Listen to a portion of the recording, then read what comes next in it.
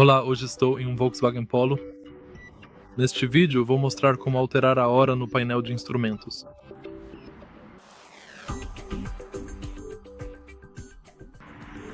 Para começar, vamos dar uma olhada no painel de instrumentos.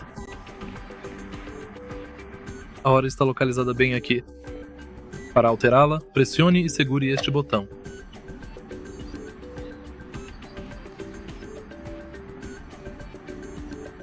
E agora pressione o botão 7 para ajustá-la.